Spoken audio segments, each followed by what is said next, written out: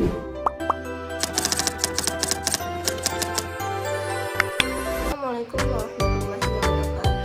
Perkenalkan, nama saya Rita Sandra dengan NIM B01720325017. Saya di sini akan menjelaskan mengenai kerangka studi anatomi. Selamat menyaksikan.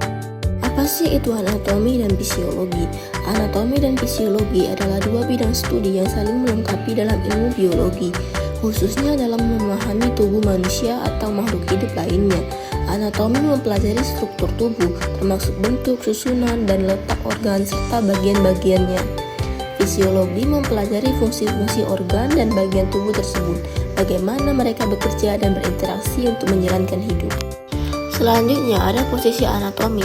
Posisi anatomi adalah posisi standar yang digunakan dalam deskripsi anatomi tubuh manusia. Dalam posisi ini, tubuh berdiri tegak dengan kaki sejajar, lengan di sisi tubuh, dan telapak tangan menghadap ke depan. Berikut adalah penjelasan lebih detail tentang posisi anatomi. Yang pertama, tubuh berdiri tegak menghadap ke depan. Yang kedua, kaki sejajar dan selebar bahu dengan jari-jari mengarah ke depan. Ketiga, lengan tergantung sisi tubuh dan telapak tangan menghadap ke depan. Keempat, kepala tegak dan pandangan lurus ke depan. Kelima, mata terbuka dan fokus pada sesuatu yang jauh. Bidang proyeksi anatomi adalah bidang khayal yang digunakan untuk membagi tubuh manusia secara sistematis, guna mempermudah deskripsi lokasi dan pergerakan bagian tubuh. Ada tiga bidang utama dalam anatomi, yaitu bidang sagittal, koronal, dan transversal. Yang pertama ada bidang sagittal, yaitu bidang vertikal yang membagi tubuh menjadi bagian kiri dan kanan. Jika bidang ini membagi tubuh menjadi dua bagian yang sama persis, disebut bidang sagittal atau median. Yang kedua, bidang koronal atau frontal. Bidang vertikal yang membagi tubuh menjadi bagian depan anterior dan belakang posterior.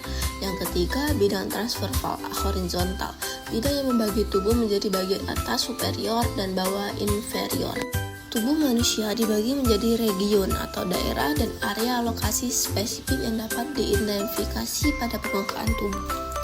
Yang pertama, bagian aksial dari kerangka tubuh manusia terdiri dari tulang-tulang yang membentuk sumbu vertikal tubuh, yaitu kepala, leher, punggung, dan dada. Lebih spesifik, rangka aksial mencakup tulang tengkorak, tulang belakang vertebra, tulang rusuk, dan tulang dada sternum yang terdiri dari tulang tengkorak, kranium, tulang belakang vertebra, tulang dada, sternum, tulang rusuk, kosta. Yang kedua yaitu dalam anatomi, tampak samping lateral atau pandangan lateral digunakan untuk mempelajari struktur tubuh dari samping, yang berarti melihat dari sisi tubuh menjauhi garis tengah. Ini mencakup melihat struktur tubuh seperti kepala, batang tubuh, dan anggota tubuh dari sisi kiri atau kanan. Yang ketiga, pandangan vertikal pada batang tubuh adalah pandangan dari depan yang memperlihatkan sisi anterior tubuh, yaitu sisi yang menghadap ke depan atau sisi perut. Istilah ventral dalam anatomi mengacu pada sisi depan atau perut suatu organisme atau organ, seperti permukaan bawah lidah. Jadi, pandangan ventral memberikan gambaran tentang bagian depan tubuh, termasuk organ-organ vital seperti jantung, paru-paru, dan organ pencernaan. Keempat, tampak dorsal adalah pandangan dari belakang yang memperlihatkan bagian belakang tubuh atau struktur anatomi. Dalam konteks batang tubuh, tampak dorsal akan menunjukkan bagian belakang dari tulang belakang, otot-otot punggung, dan struktur lain yang terlihat dari belakang. Yang selanjutnya ada daerah pada abdomen. Daerah pada abdomen atau perut dapat dibagi menjadi 9 regio atau 4 kuadran untuk mempermudah diidentifikasi area dan lokasi organ.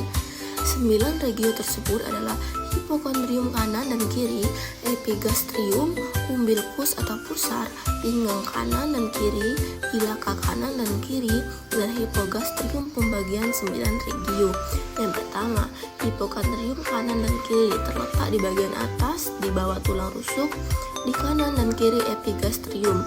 Yang kedua, epigastrium area tengah atas di bagian atas umbilikus dan di bawah tulang dada. Yang ketiga, umbilikus atau pusar, area di sekitar pusar. Yang keempat, pinggang kanan dan kiri, area tengah lateral di kanan dan kiri umbilikus. Yang kelima, AK kanan dan kiri. Area bawah lateral di kanan dan kiri hipogastrium. Yang keenam, hipogastrium area tengah bawah di atas tulang kemaluan. Pembagian 4 kuadran. Selain 9 regio, abdomen juga dapat dibagi menjadi 4 kuadran untuk tujuan diagnostik. Yang pertama, kuadran kanan atas berisi sebagian hati, kantung empedu, sebagian usus besar, dan ginjal kanan. Yang kedua, kuadran kiri atas berisi sebagian lambung, limpa, pankreas, ginjal kiri, dan sebagian usus besar. Yang ketiga, kuadran kanan bawah berisi usus buntu, sebagian usus besar, dan organ reproduksi kanan. Kuadran kiri bawah berisi sebagian besar usus besar, termasuk usus besar sigmoid dan organ reproduksi kiri. Ada posisi relatif dan arah.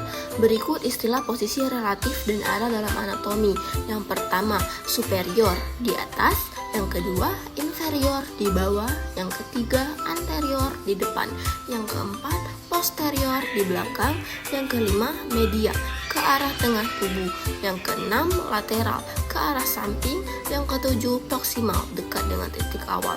Yang kesembilan, dorsal bagian belakang atau punggung. Yang ke-10, ventral bagian depan atau perut. Mungkin itu saja penjelasan yang bisa saya sampaikan mengenai kerangka studi anatomi. Terima kasih.